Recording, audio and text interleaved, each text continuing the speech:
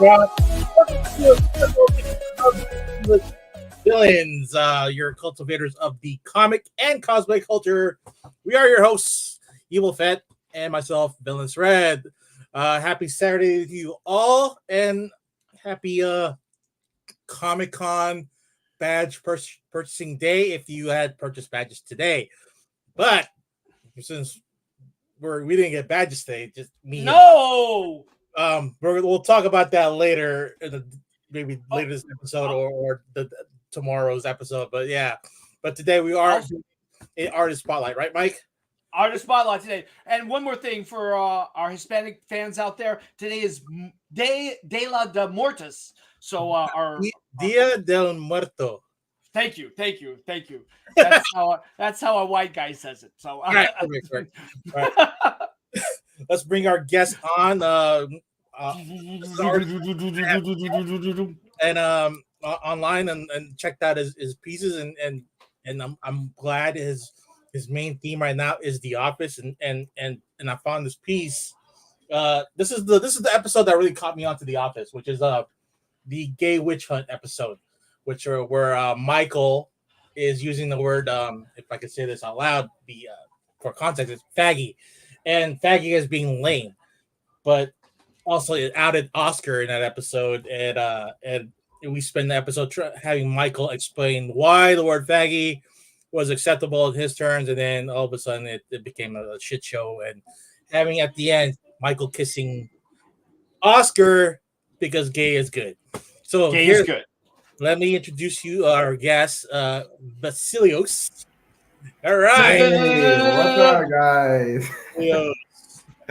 Welcome to the See Less Villain, my friend. Yes, how are you today? I'm doing well. Thank you guys so much for having me on.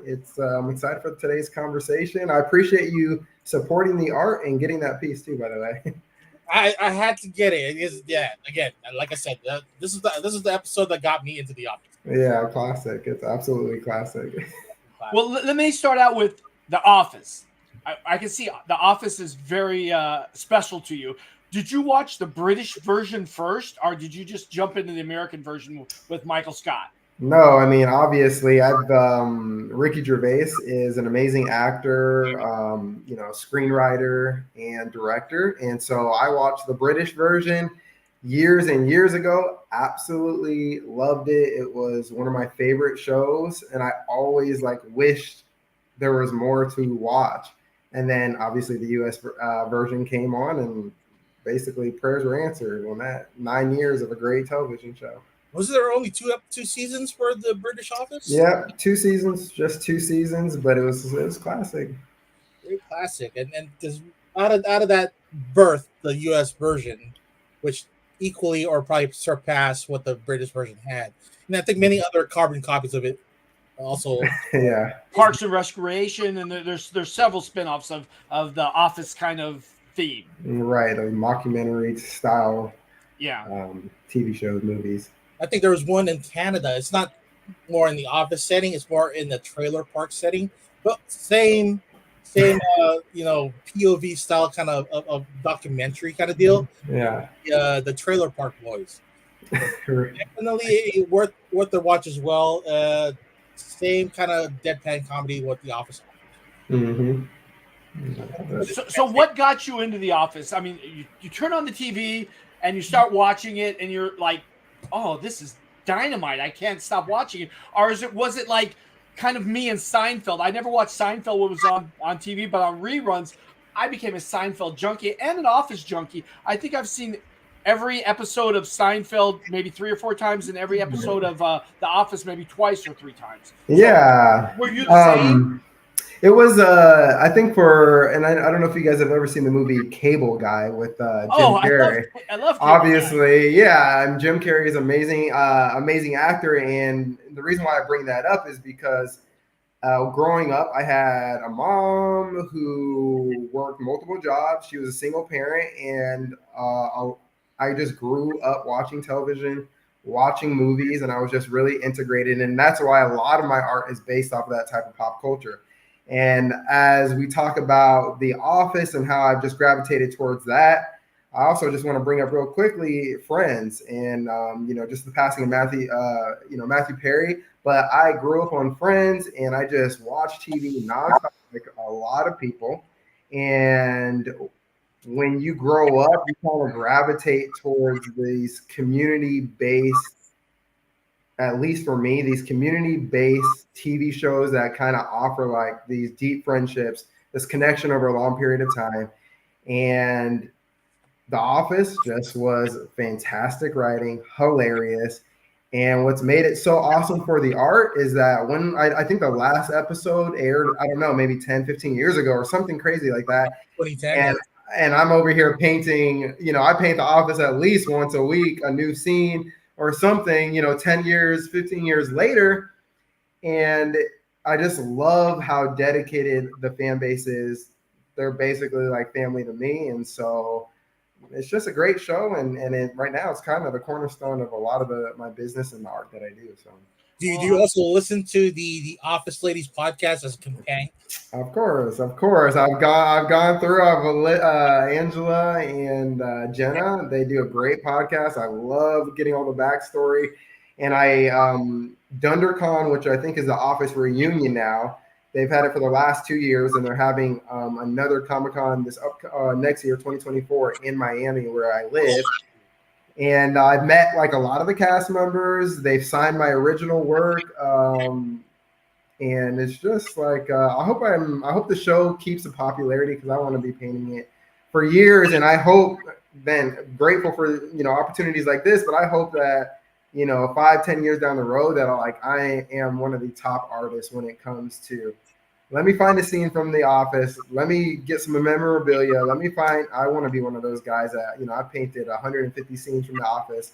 Go check out his page. He's done some great work. I think a lot of people can relate to the single parent kind of thing and gravitating to like TV as a co-parent. I myself did that, and also used comic books as the same kind of release thing. So I can definitely relate to that. My question for you is, what is your favorite character in The Office? Mine happens to be not Dwight or Michael Scott. Mine happens to be Creed, the guy with the least lines and the best lines in the show. I mean, I've met Creed a few times, and I mean, it really does speak to how amazing of an actor he is that somebody would even say that what you just said, a guy who probably had a total of 10 lines throughout 9 seasons. And he's my favorite character. I've painted him several times. He's amazing. Probably for me, it would have to be Dwight. I think Dwight. I mean, a lot of when you talk about The Office, there's only a few characters that were actually named, established actors in the business, Right. So you got Steve Carell, obviously, who anchored the show. But when you have these guys like Rainn Wilson step up to the plate to portray a character like Dwight and execute at the highest level possible and make him one of the most well-known and iconic characters in television history. Like, I give so much props to Rainn.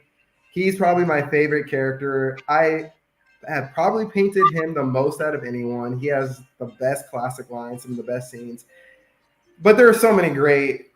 I'm kind of a sucker too for some of the smaller characters. Like this might be a little controversial, but I like D'Angelo. I like Robert California. I like these guys that have stepped in and helped the show a little bit after Michael left, and I think they did a great.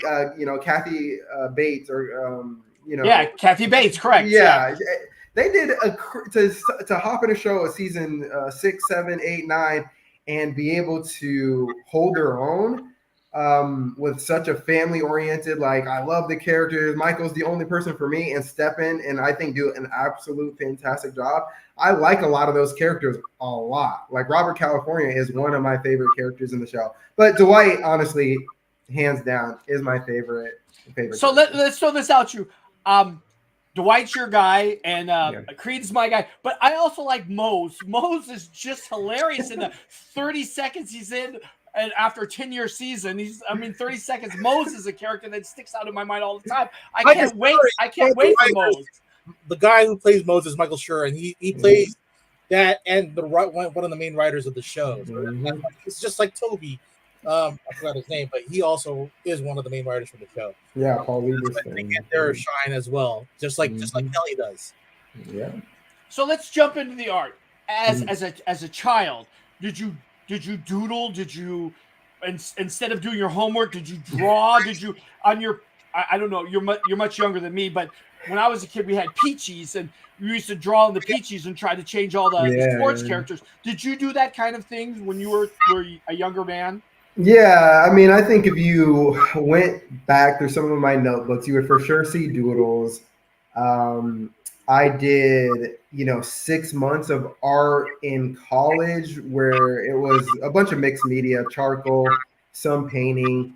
But I never was an established artist. I liked television movies. I tried to get into 3D computer animation growing up. That didn't really work out for me. But I tell the story how I started painting. It was about 4.5 years ago. We were sitting around our apartment that I live in right now. All the walls were completely bare. And as two bachelors, and my roommate back then was Matt. And as two bachelors, we didn't decorate particularly well. It was just empty. And he's like, we got to go get some art. And he's like, let's go to Marshall's. Let's go to Big Lots and find some stuff. And so we went there, and for $20, it was a generic painting of, a city or, live your best life in some sort of quote. Right. And I was like, dude, I guess we can get this, but I bet I can paint something better than this. And I just put it on myself. I was like, just give me a couple days. Let me paint something. And I ended up painting Black Panther, Chadwick Boseman, and we hung it up on the wall. I did a little video, posted it online, and it got decent reception, and I really enjoyed doing it. So literally 4.5 years ago was the first time I really sat down, painted anything of any real substance.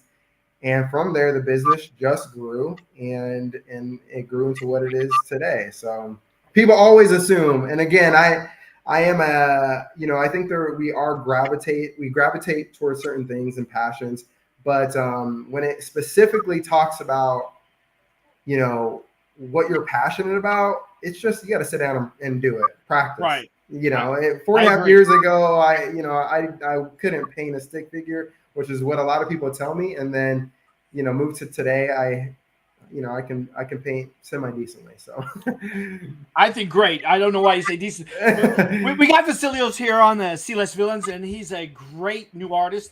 And we'd like you to go to his website, Tryphonas Arts, and see some of his great works. Let's go to some of your. How do you spell it? Tryphonas. Yeah, Tryphonas. Tryphonas. Yeah. I suck. My name's Greek. It's very complicated, but yeah, www.tryphonas.art. You can see a lot of my work on the website. So let's go to some of your mosh ups, because I'm a professional cosplayer, and my favorite thing to do is mosh ups. So when I see some of your work or your mosh ups, I was like, God damn, they're cool. So let's go to Kevin as the Joker. What inspired you to do? Because Kevin is a great character, and everybody who's out there knows who the Joker is. But that really, really steps out in my mind. I just love it. So what inspired you to do Kevin as the Joker? So this scene in the office, they all, because this was right after Batman came out with the Dark Knight. Obviously, you had Joker portrayed by Heath Ledger, which is one of the most iconic Jokers ever. And in this episode, Kevin, Creed, and Dwight all dressed up as the Joker. And I remember it. Yep. And it's such a great, especially for Halloween. I try to do as many Halloween paintings as I could, and painting these three guys who killed the cosplay, the costumes that they dressed up as the Joker was so fun, and I absolutely love it. And specifically that Kevin one, it kind of got a little bit darker than I initially wanted, because when you see the actual episode, he's kind of like goofy and fun, but so many people commented specifically on this and said that it had a little darker tone, which wasn't necessarily intended, but I actually kind of like the way it turned out after I painted it. Just how dark it is because it just kind of looks cool. But yeah, it's kind of what do you call it? If Penguin had cosplayed the Joker, yeah, exactly. this would be it right here. Good job, Red. I like it. Yes, but it's really great. When I was going through your portfolio, I was like, this is the one. You know, everybody's eye is on a different kind of art. Everyone sees art differently. Mm-hmm. Some people's art is another person's garbage, just like the saying goes. But this would be my not garbage. How's that? This would be the one I would want and hang on my wall. I appreciate that. So when you pick your characters, like, i.e., I know you're an office guy, so you pick your office guy. But when you pick your Marvel or DC characters, since we're the C-list villains, we're cultivators of the comic book culture, how do you pick the characters to mosh them up? What goes through your mind at that time? You know, generally I classify my art as pop art. And so when you see some of the art that I've done, it really is the most popular characters because the pop art really is the foundation for my business side of things, meaning how I pay my bills, how I support my family. So painting the characters that are the most popular really is just the basis of it. And one of the paintings I have, you know, Thanos and Joker played by Joaquin Phoenix in one of the paintings. And again, those are two of the biggest characters from, you know, Marvel and DC. You can say that maybe their ideology or how they, you know, think about life is similar. And so being able to do this type of artwork is really kind of the basis when I go into it. Like every weekend I'm at, you know, the theater, seeing the most popular movie, trying to find a quote or scene that I really like, have my phone kind of tucked away, something I can take a quick picture with as a reference. And then I'll try to get it painted in a timely fashion to get it up on my website. So, you know, the Joker is something I've painted a lot over the years. I love the Joker. I've painted almost every variation of the Joker, you know, since forever ago. So this is a similar scene at the end of Joker where he's being interviewed by Robert De Niro, but then in place of Robert De Niro, you have Thanos. So in this scene right now, what you had painted, what's going through your head? Like, what are they talking about here as far as like, you know, the conversation between the two villains? Well, it's so funny because Robert De Niro is trying to understand, you know, Joaquin Phoenix Joker. He doesn't understand why he's killed those guys. He doesn't understand why he's dressed up as a clown. He doesn't understand what he's trying to accomplish, this and that. And when I had the idea for this, honestly, I just felt that the conversation between these two guys, that they would have a lot in common of understanding that maybe society has veered off a little bit, that things aren't going the way that they wanted things to happen. And that's the reason why I had that quote up there, which was, you know, said by the Joker, is like, isn't it getting, you know, crazier out there? And I just felt like the conversation would be pretty genuine between those two versus one person being utterly confused and like, what are you even talking about? And I relate in many ways to both these guys. Like if I'm a third person and I get this piece of art on my wall, which is mainly why I paint, is like I gotta visualize it on my wall, and because it's something that I enjoy, I could see myself being a third person in this conversation, and not looking at both these characters as degenerate or villains. But they got some points, and I think we could do better maybe as a society overall, and having a decent conversation, to be frank. So yeah, I mean, they're both bad, right? In their own right, they're mentally out there. But they do have their good reasons why they're doing things. Right. When I was scrolling through that, I got to this picture. I stopped and looked, and maybe I'm a little older, but I didn't see the conversation with De Niro and the Joker. I seen the episode of Seinfeld when Kramer steals all the settings for the Tonight Show and puts it in his room, and I see the Joker as Kramer and Thanos as Jerry being interviewed by. That's how I looked at it. I mean, but art is subjective to the eyes of the beholder. Mm-hmm. So that's what I seen from this. I love it. That is the whole point. Like everybody gets a little something different from each piece of the art. And I love that. Something that I would think would be very narrowed focus. You just told me something totally different that I would have never even thought of. So, but I think that's why art is such a great medium, because just like reading a book, it's mainly what the author wants to relay, and we have to follow the author. But like painting and art is what the artist wanted to portray, but it's how the person that's looking at the medium interprets. And exactly. that's I think you relay really good in your art. I love it. Thank you. Well, especially with this piece, I mean, Jay is good, especially with the dispassionate look on Michael and Oscar. Yeah, exactly. I know. And I love specifically with The Office, as I continue to paint it more and more, I get more and more requests of just the deep cuts in the series as we get like into obscure scenes, obscure quotes. And that's just my favorite thing when people know a film, TV show, you guys with a comic book, but they really know like the small details of it. And so, yeah, absolutely love painting. Let's get to the nitty gritty. Let's ask the question that everyone wants to know. What's your favorite Office episode? I'm going to tell you mine, and mine is kind of personal to me, is when Dwight dresses up as Evel Knievel and has that bicycle on the tightrope, and he tries to ride the bicycle across. That's my favorite episode. What is your favorite episode? We want to know. Oh my goodness. I've seen The Office so many times, and there are just so many great episodes. It's so funny because I think a lot of people generally say, and you guys can confirm or deny this, I think a lot of people say, oh, get through the first season and the show gets really good. I think that's a general, common statement that I've seen said a lot. But the first season has some of the absolute best moments and best episodes, from the basketball episode, which is just so very, very good. And honestly, some of the humor that is we wouldn't be able, that's what they say, we wouldn't be able to make the show today. So you go back and watch season 1, you're like, is he allowed to say that? Is that even still on the air? And I absolutely love.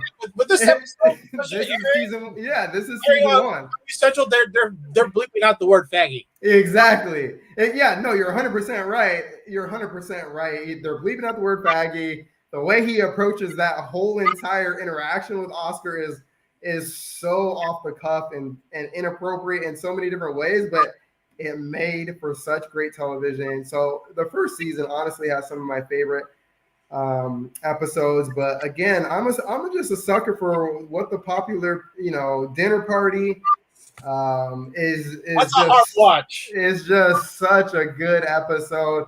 I painted a couple scenes from it. Dinner party is just so very good, and I love the episodes where you have multiple people that have to execute at a high level. So when you just have Michael and Dwight, you can, these are some of the most iconic scenes in do it. But when you have Michael, Dwight, Jim, Pam, Angela, Andy Bernard, to have everybody in a room and they're all just killing the lines, being absolutely hilarious, that just makes for a moment that just does not happen very frequently. So Dinner Party is one of my favorite episodes. They absolutely killed it, and I just love it. I'm just curious. My favorite episode is the scene where Andy gets beat up by a little girl outside in the parking lot, right? Yeah, I like that one too. I forgot about that one. So roundabout of what do you call it, how to defend yourself. But then there's one scene where Creed slaps Meredith, and it's a little girl that runs out. That subtle little comedy bit right there. I laughed out loud so many times. I had to rewind it so many times to rewatch it to get through it again. It's like, man, nuance, but yeah, the smallest little gesture from Creed. It's so good. You can ever see on TV. Yeah. I'm going back to your comment why people say go through the first season. Now, I went into it right off the back and liked it, and reruns. I never watched it live, so I always watched it in reruns. But I think people say that because it's such a large ensemble of characters that I think it takes a while for people to love them Yeah. all instead of like just like say another show that's just one or two characters. You love them right away, but there's such a great ensemble that you have to learn all the characters, and maybe it takes a year or a season to know all of them. You know, I refer back to The Walking Dead. People didn't know Daryl was in the comic book because they thought Daryl was, there. People fell in love with Daryl right away, and they put him in the comic book 99 comic book issues later. So I mean, I think that's why. I don't know. I'm just guessing. I like that. I like that premise and that idea. That does make a lot of sense. And I think when I first started watching it, maybe because I had the foundation of Ricky Gervais and the British Office to kind of have that foundation, why I instantly maybe kind of loved it and how that portrayed. But that does make a lot of sense. I know a lot of people didn't see the English version, and the first season was only 6 episodes. So once they get cooking in season 2, that does make a lot of sense. What you said, so I agree. What do you think about the episode when Ricky Gervais comes up the elevator and he's talking to Michael Scott, and then he throws out, "Is there a job opening?" And Michael Scott says no and walks away. I thought that was hilarious. Come on, give me an hour and a half of that conversation. I mean, we got 3 minutes of it. I'll eventually do a painting of that scene, but I mean, come on, like those two I've watched. So you had Ricky Gervais playing David Brent in the English version, but he had a spinoff as well. A movie of him after he left the office, and it was just that character is so very good, and matched with Michael, who was so very good. That back and forth for those 30 seconds is comedic gold. It just should be extended. I want to see every deleted scene. There was nothing funnier than those two going back and forth there. That was just a great moment. Aside from The Office, it looks like you're getting into more Rick and Morty and other properties here with Star Wars. Yeah, I've done a couple Rick and Morty, and if you can see a lot of my art in the quotes that you have. They are maybe a little bit more melancholy, a little bit more sentimental, a little bit more thought provoking, and that's just my personality. Rick and Morty is a absolutely fantastic show, extremely smart and well written. Some of my favorite episodes from Rick and Morty were when Rick or Morty feel a little bit more, and it's not so the world doesn't matter, specifically Rick. And this is a scene where he falls in love or whatever, and he just takes a step back, and you just have a sense that he's like, as insignificant as the world may be, there are these moments where he connects with different people, and it does pull on his heartstrings. So a lot of my art does have that aspect. No matter, obviously, I'm painting pop culture, but to pull this scene and or this quote, it is just a little bit off of what maybe the most popular Pickle Rick you're not going to see. You're not going to see some of the high end pop. This is one of the most popular shows, but this scene specifically is just something that meant a lot to me. I've watched this specific episode several times, and the way the music and how it was written, I just thought it was really good, and it just is kind of my personality to have a little bit more of that heartfelt, meaningful commentary and dialogue. So, golly gee, Vasilios. I love it. No, we're huge Rick and Morty fans. Me and Villainous Red. I don't want to use the word Comic-Con because that's hurting my heart right now. But we sat in panels for hours just to see Rick and Morty, and I do many cosplays as Rick and Morty. I did Rick and Morty as God, I just had a brain fart as what. The Vindicator, excuse me. Yeah, the Vindicator. You did the Vindicator. And I did mosh-ups of Rick and Morty as the Emperor from Star Wars. And I love Rick and Morty. We're talking. I met both the creators. A friend of mine is named Doc. we both met him because Doc was cosplaying and I was being his handler when he was cosplaying as and I had another brain fart. What's the dog's name? Fluffy? Snowball. Snowball. There we go. So yeah, I mean, I love that. We love Rick and Morty. Rick and Morty's the best. Rick and Morty's the best. Have you been watching some of the new season? Yeah, I've been making my way through the new season. I know that there are new voice. You guys are gonna know better than me. There's new voice actors for both Rick and Morty in this season, or is it... Correct. And what do you think about that? Has it bothered you? I don't think it has bothered me as much because I kind of got into Rick and Morty a little bit later. I wasn't watching it as it was coming out. So I don't know if I have that strong foundation that some of the people who have watched it since the beginning. So I've kind of powered through, watched multiple seasons at one time type of thing. I think it is a little bit jarring if you really kind of pay attention, but well, I mean, overall, I think they're doing a good job, and it feels like it has the same vibe. But again, I'm not as diehard as maybe you guys, so I'd be more interested to hear what you think. Because we appreciate you putting the ball back in our court because I'm gonna pickleball it right back to you and say it doesn't bother me at all. And all the other things that Dan Harmon does, it doesn't bother me at all either. So as long as the writing is there. Yeah, exactly. Well, Justin Roiland, his father lives the next town over from me, and he went to my high school, but he was like 4 years younger than me when I already graduated. So I've known of him. I've known of his pieces, and definitely what was going on through his personal stuff, like it should let it play out. But as far as like the new voice is concerned, this is the cadence of what Justin was doing with Rick and Morty and Mr. Poopy Butthole and I don't know who else he voices, but it's negligible enough with the new voices that you kind of miss nuances, but then it still works to move the story along. Okay, yeah, I agree. That's kind of the way I felt too. So since we're on this anime cartoon kind of kick right now, since we're changing subjects, what are you watching? Are you watching Invincible? Are you watching Adult Swim? Are you watching some of the stuff on Fox, like Acropolis, Anthropolis? Are you watching some of the other kind of adult cartoons on television and streaming? No, so what do you call it?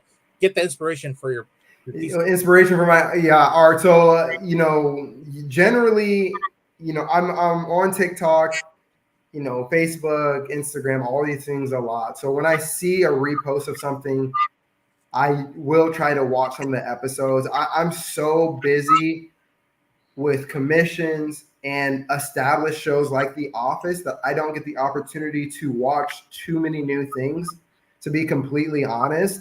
And I know Netflix came out with an anime, and I watched a few episodes. Is it Castlevania? Oh gosh, Castlevania. Yes, it's from a Konami video game. It's great. I love it. Yeah. So I've recently been watching. What did you say? You just aged yourself, Mike. Well, everyone knows I'm an old nerd. 20 years younger. There's gray hair there. There's gray hair there. I love that. Yeah, I've been. I know it came out like maybe a couple years ago or a year or two ago, and I've been making my way through that, and I really like it. I like the imagery, something that I could potentially paint. But again, with as busy as my schedule is, especially going into the holidays, I'll make time to see a very popular movie, something like the Spider-Verse, if it comes out that I know is going to be very popular. I'll make time to see that a couple hours, but I really don't have the flexibility to get through a full season.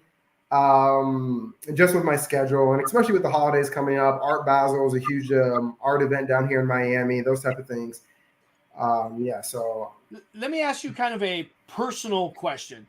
Being a person of color, does it matter to you that some of the comic books and some of the pop culture is now getting a little more ethnic than it used to be? Does that give you inspiration and influence and happiness in your heart that it's not so white?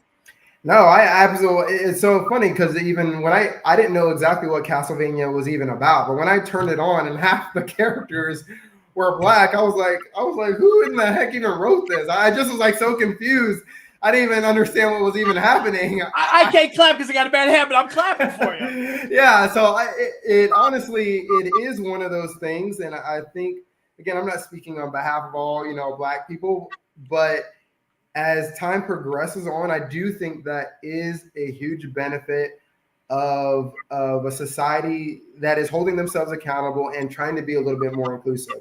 I think that it can hurt some writing, it can hurt some production, some of the conversations, because they lean so far.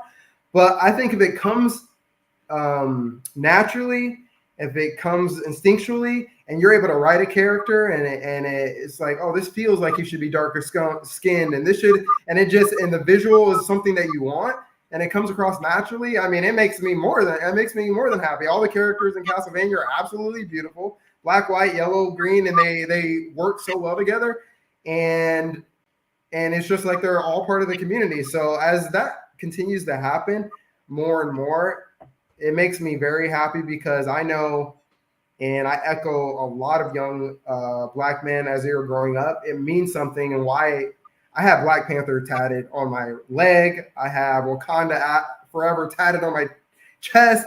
Like, when you are able to see people that look like you in some of the biggest movie and TV roles, especially somebody Cable Guy style that grew up, loving Friends and being like, that's my family. That's my friend group. Or watching Martin, or watching Jamie Foxx show. All these things, as time goes on, it does honestly mean a lot. And I applaud any writer that doesn't overcompensate, but takes note of it and does their best to include a bunch of different cultures and people in their writing and shows. So I agree.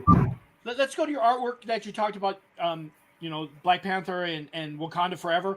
I know you're not a comic book guy because we already asked you in the pre-show, but do you know the origin of the Black Panther in the comic book world? I'm curious. Did you, before you put that permanently on your chest and your arm or your leg or your back, did you understand how Stan Lee and Jack Kirby came up with this character? I remember watching a few YouTube videos about it, and maybe you guys can expand a little bit on it. But I remember watching a few YouTube videos about the comic book character and how it was, oh gosh, and it just kind of slips my mind some of the things that I remember watching on the foundation of it. But I wanted to say that it was meant to encourage and have that inclusion factor. But you guys speak on that. You want to go, Red, or do you want me to take this one? Go ahead, take it. Well, at the time of the late 60s, there was definitely some big racial tension in America, and Jack Kirby wanted to alleviate some of that through the comic book reader. So they came up with an idea of a Captain America who was African American. But they could not actually put that. Right then and there, the Black Panthers was this organization in the Bay Area that was kind of anti-establishment but pro-black, and they came up with the character Black Panther from the organization and Captain America, and they combined them and made the Black Panther.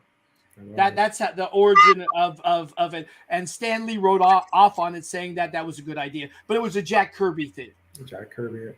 Yeah, and you can even not knowing necessarily the strong foundation, it's just so funny because from what I've seen, even of the comic books and throughout the Marvel movies, you can see that they have a sense that they do care about Black culture, that they do care that Black people are represented. And even the way that Wakanda and everything is portrayed, I do like the verbiage of inclusion that they have, even throughout the movie specifically, which, it is a very isolated community that challenges themselves to be a part of the world while simultaneously lifting up specifically Black people, through some of the difficulties that they've had. So, a lot of the tattoos are based solely off of the movies. And obviously with Chadwick passing, it was a very, tough little moment there.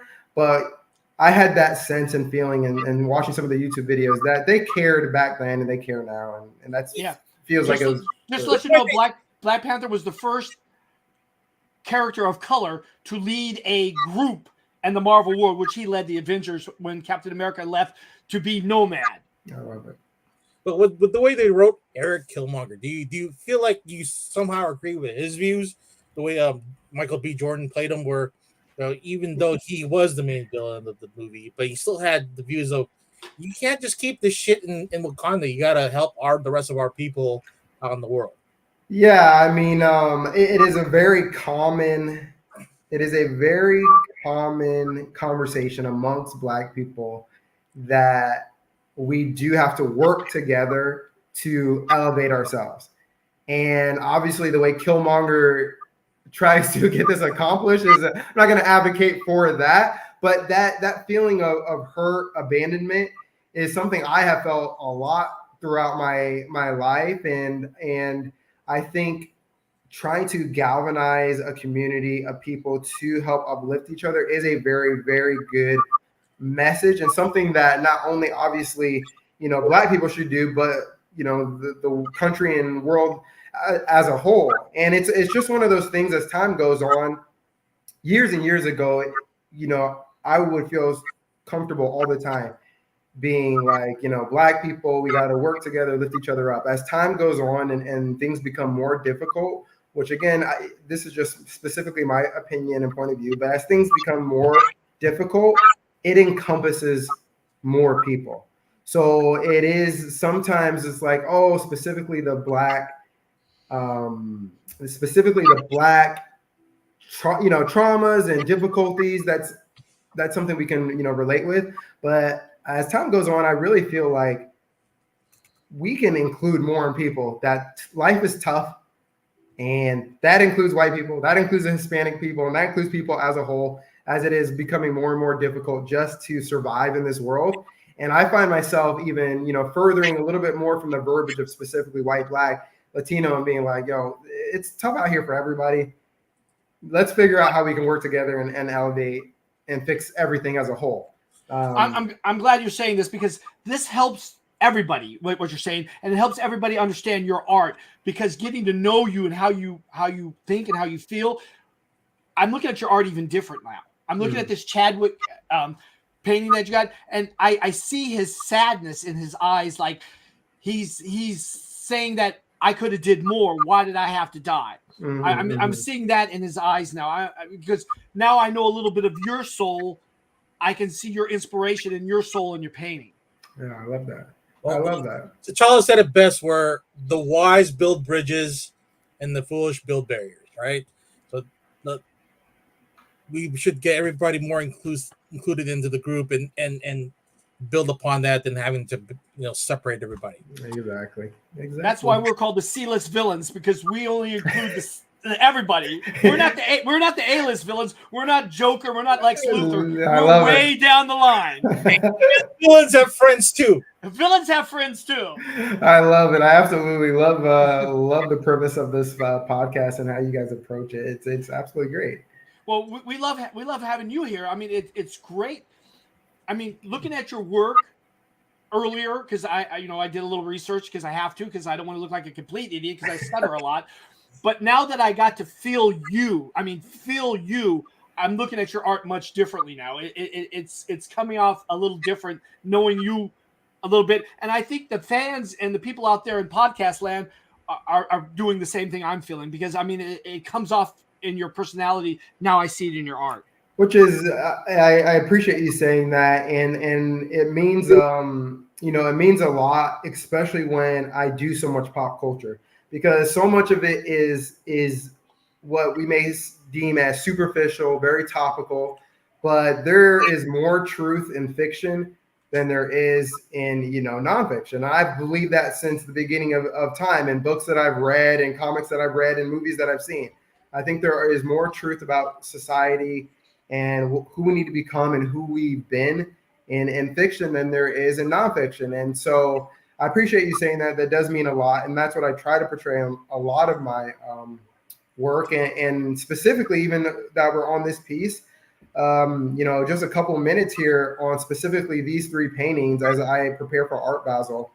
So this is my original concepts that mean a lot to me. This is the work that I do specifically solely for myself. And I'm a piano player.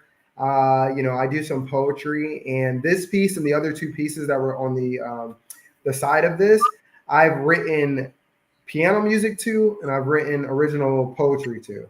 And as I prepare for Art Basel this upcoming year, which is I think is the 7th, 8th, 9th, and 10th of December, I actually just got booked for a performance in which I'll have these pieces, and I'm actually painting a 4th in the series, in which I'll be playing live piano music, and these pieces will be around. And the idea around it is that these pieces are going to be there. I'm going to challenge a group of people that want to be seen at Art Basel. They're coming out. They're dressed extremely nice. They pulled up in their Maseratis, their Bentleys. They're coming just to be seen, and it's just a huge spectacle. And what I'm going to challenge people is to take a look at this artwork, to take a couple deep breaths, to listen to the poetry, to listen to the music, and do what art is meant to do, which is to provoke conversation and introspective process with yourself. And that's what, when I believe myself growing as an artist, this is what I want to grow into. I always want to paint movies. I always want to do pop culture because it means the world to me. And I think there's truth throughout it. As I grow as an artist in original ideas and concepts, this is what I want to be able to do. I want to be able to sit down at a piano, play a little bit of music, have people have an image in front of them, and just take a few moments to have a conversation with yourself. And what does it mean for you when you have these different visual and audio visual elements? Can you have a real conversation that either pushes you down a passion, helps you figure a little something else about a life? I mean, that's the big scheme of what I'm trying to accomplish. So I'm very grateful for the opportunity that I'm having this upcoming December. This will be the first time I ever have the artwork, an acoustic piano, and be able to do it. So this is what, Well, let's Mark gonna deal here. Well, especially if you're also selling the art, will you have the accompanying audio to go along with the painting itself? Like, we have like a digital copy of it ready to go. yeah, so I've sold the originals here, and I will have the poetry and the music that I send via email if they want it. So I know that a couple of my clients have bought the originals, and they have the poem next to the painting, and they have the music there as well. So it is an all inclusive if it's something, but obviously somebody may hear the piano music and be like, I closed my eyes and I went somewhere totally different, or I saw the image, which again, I have these prints at many shows where I don't have a piano and I don't even bring up the music, and the image themselves invoke a lot of emotion. So it's totally dependent, and people have gotten the poetry because it's meant something. So for me, it's all things that I love to do, between poetry, music, and painting, and to be able to sit down at one event and try to mend and bring all that together to basically heal a little bit of my own trauma and to have a open dialogue with the people around me. I mean, that sounds like a decent night to me. That's what I'm trying to do. So, well, let's give you a moment. You spoke earlier about you have a once a day painting for TikTok. Let's give you a moment to talk about all the things you're doing, so the podcast people out there know. And we'll give you some time to give you all your social media so you can plug everything. Perfect. And we'll give you a second to actually sell some of the stuff online. Let them know where to get you. And There's a YouTube channel as far as like having your music and your poetry there as well too. Like, we would like to have that. Yeah, absolutely. Give it to us now. We want it. Okay, all over the face, dude. Go ahead. Yeah, all over. I love Just it. don't hit me in the back of the head. I got you. So basically, the TikTok towns that I started, it's been a little, I think, over 2 months now, and I decided to paint a portrait a day. And one of the reasons why I started this TikTok challenge was I was thinking about the last job I had. And as we prepare to open another location, I was working 60, 70, 80, 90 hours a week at this job. I had my appendix almost burst inside of me, and I laid it all on the line for $50K a year and end up getting let go. So I think back to that situation every single day, and I say, I was willing to do this for a company. Can I take it up a few notches for myself? And so when I did this TikTok challenge, I just wanted to hold myself accountable to sit down and paint and to just grind it out. Sometimes there's that, let me get into my emotions. Let me sit down at the piano. Let me write something that means something a lot to me because I need to meditate and clear my mind. And there's the other side of business, which we all can relate with, which is sometimes it's sitting down, pumping out content, editing videos, doing paintings, and getting the information out to the people. And that's what was the driving force behind the TikTok challenge. I wanted to do a painting a day. Give us your TikTok page so people can find it. We want to see. Vasilios Paints, at Vasilios Paints. You will be able to see my TikTok page. And I'm painting a portrait a day until I reach 10,000 TikTok followers or 10,000 followers, basically between Facebook, Instagram, and TikTok. Or you got 2 today. Yeah, or sell $10,000 worth of art. And so that the followers is very challenging. As you guys know, to grow a YouTube channel or something is very challenging to get followers. But this is one thing that I'll say to anyone watching. When you hold yourself accountable to do a challenge like this, I've sold more work and had more opportunities when I've been pumping out this content and painting than I've ever had. And I've been doing it for about a couple of months, and I'm over $6,500 in sales. And I think that this year, this month, by the end of November, I'll be over that $10,000 mark, which again, as an artist, a very small time artist, it means the world to have people support. And absolutely. Absolutely. That's give us all your social media so they can find you, because stay slow because they're not as smart as me and Red. Yeah, you can see on so when you go to my website, you will be able to see my full name, which is Vasilios Tryphonas II.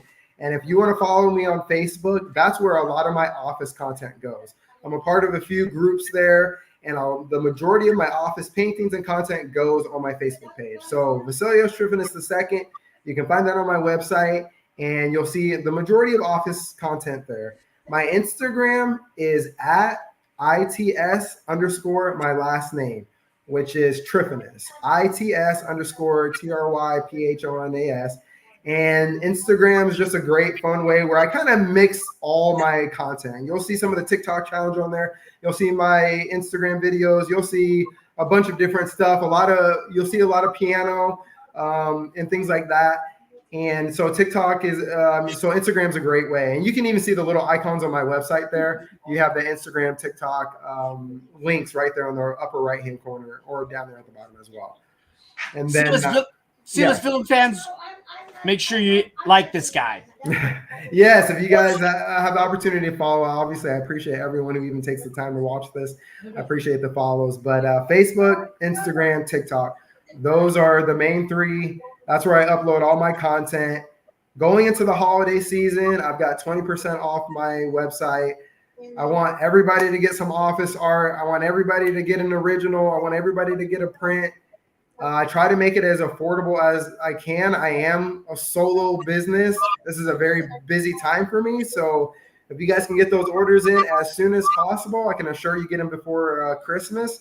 But, that really is it. I mean, you guys, to ask the people to buy more is just obnoxious. The fact that I can pay my bills, support my family with the art that I'm selling I feel incredibly blessed, and there's nothing I could ask for more, honestly. It's just, I'm way too fortunate. It doesn't make sense. I barely paint well, but God bless thank you for The Office. Thank you for pop culture, movies, and everything. I mean, I love everybody, it just is, I just love it all. So thank you guys very much. Well, we're making money from it, then you have the life right there, my friend.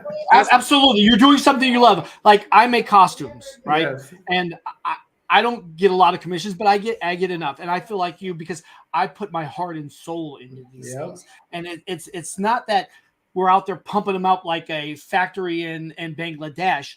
We're ripping this out and putting this in the medium that we love. And I can see that that's what you're doing. You're doing the same thing I'm doing. You're ripping this out and putting it there. Because Red always asks me, like, why do you do it, or whatever it is? And I say it's because the pain inside. See, this is where me and you relate. We should hang out next time I go to Miami. The pain I have inside needs to be released, and I'm not a violent person. So I have to release this out in some form. And he wants to lash out. but I see you doing the same thing. I really do like that, and I really appreciate what you said. And I think as people process emotions and what they're going through, you got to find a creative, healthy way to get it out. And I've been incredibly grateful at a young age to sit down at a piano and play for 20 minutes and be able to tackle another day. I've been incredibly fortunate to sit down and paint for an hour and be able to handle life. And that's what a lot of it is like I'm getting up. I'm very grateful that I can sit down, paint a hilarious scene from The Office, be a little bit removed from the burdens of everyday life. And the fact that people give me their hard-earned money to paint these things, again, it's I'm fortunate. I'm just completely grateful. I will never take it for granted. I am the guy that literally, if I grow to be 100, 200,000 followers and like I used to remember him, I will respond to comments. I will say hi to everyone. I will never, ever, ever be that person who is like, oh, this is what is owed to me. Like I will never be that person. Like we are built up by the people that support us. And that's one of the things that I always love about actors that really, really embody that. They stop for the pictures. I take pictures for an hour. Every time I go out, I take pictures for an hour. And they just have that sense like these are the people that have made me who I am, and we're in this together. I mean, that is really what it's about. So, yeah, I agree with you. And your next painting should be me and Red kissing. As a part 2 to that. Exactly. I love it. I love it. All right. So before we finish up here, it's like, are we looking at for future projects? Are we looking at exact replicas of Pam's painting of Dunder Mifflin? Yes. Her mural in the warehouse. Yo, that's a good one. Michael's painting of Pam and Jim. Yes, Pam and Jim at their wedding. Yes, the nude one though, not the clothed one, the nude one. And the last one will be Stanley dribbling the ball. So I've got to do Stanley, because if you can go back to my page really quick, I've got this kind of iconic picture that was LeBron James and Dwayne Wade that I painted Michael Scott and Dwight Schrute. So I want to paint Stanley dribbling the basketball and kind of do a little mashup of both those paintings together. And so eventually that will for sure be done. As I said earlier, the Comic-Con, the Office reunion is going to be next year, spring of next year. And leading up to that, which again is it's my biggest Comic-Con of the year, which is like makes up like 25% of my total sales for the whole entire year. So leading up to that Comic-Con, I am going to be painting. I want to get into the nitty gritty where I'm painting a lot of the B characters from Nate, Mose, Kathy, Robert California, all the little small characters. I want to be painting them all. I want to do a few of those scenes. I'm going to be painting The Office like crazy leading up to those couple months. And obviously, if anyone's down in Miami, you got to come by, meet the cast, and I'm going to have Office work out the world. So, will you be attending MegaCon in Orlando as well? Have a booth there? No, so maybe off of I'm probably going to reach out to you guys and kind of ask you some of the best Comic-Cons to go to, because I've been wanting to make a little rotation of Comic-Cons across the country as business kind of grows.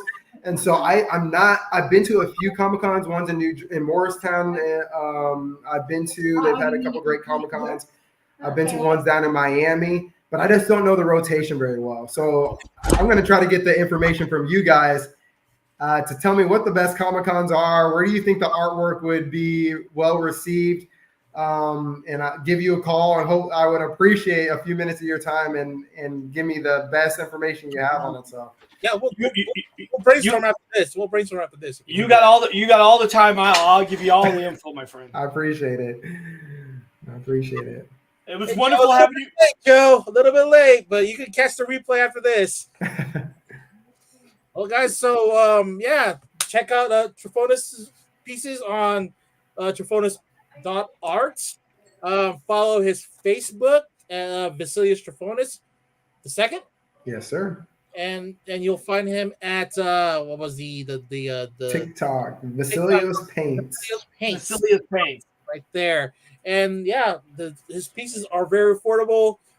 Are commissions still open, or commissions will be open here probably for another week or two. It's going to get really busy, but I try to get that price point, especially with the originals are a little bit more, but when it comes to the pop culture stuff, again, like I'm painting something that's been done by the greats. When you talk about Steve Carell and talk about some of the best artists, so I try to make it affordable because I'm on their coat shoulder.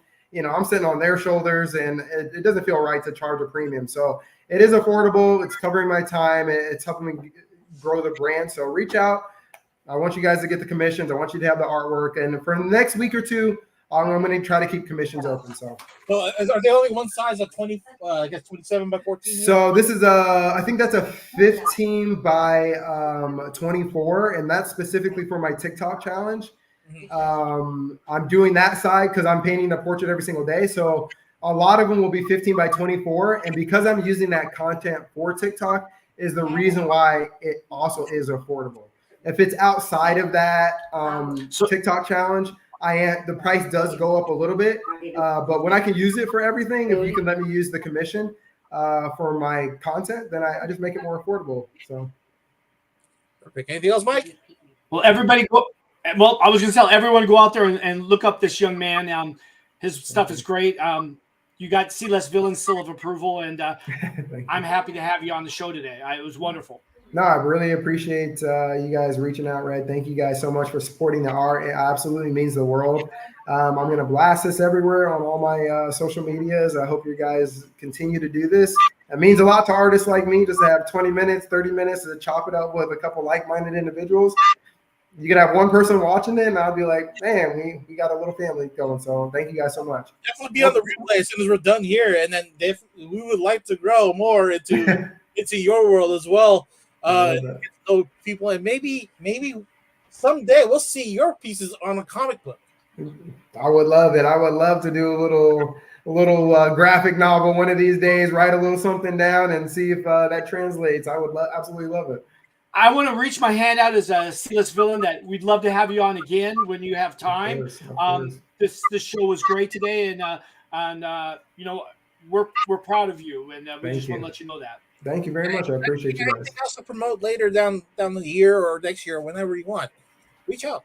Yeah, I'll for sure reach out probably for the Office Comic-Con, and I'll probably bug you guys a little bit to help share that and get that out there. But obviously that goes right back to you guys. If you guys ever need any promotion, if you're ever down in South Florida, Fort Lauderdale, Miami area, you want to go grab lunch, need a place to stay, reach out. Dana Beach. I'm 15 minutes from there. I'll be at Dana Beach pretty soon, so I'm gonna hit you up. Hit me up, and we'll grab lunch and hang out. I would love that. So all right, man. All right, to our audience, thank you for watching and subscribing. Hit the bell and notifications whenever we come on. And again, check out Vasilius' socials and buy his pieces. And we'll see you on the next episode. Probably we'll be ranting about San Diego Comic-Con and why we can't get stupid badges. I'll be ranting. Thank you for showing up, everybody. And then let me where's our closing, Allie? Bye. Thanks again for listening to another episode of the C-less Villains podcast, your cultivators of the comic culture. Make sure you follow us on Facebook and email us at clessvillains@gmail.com. You can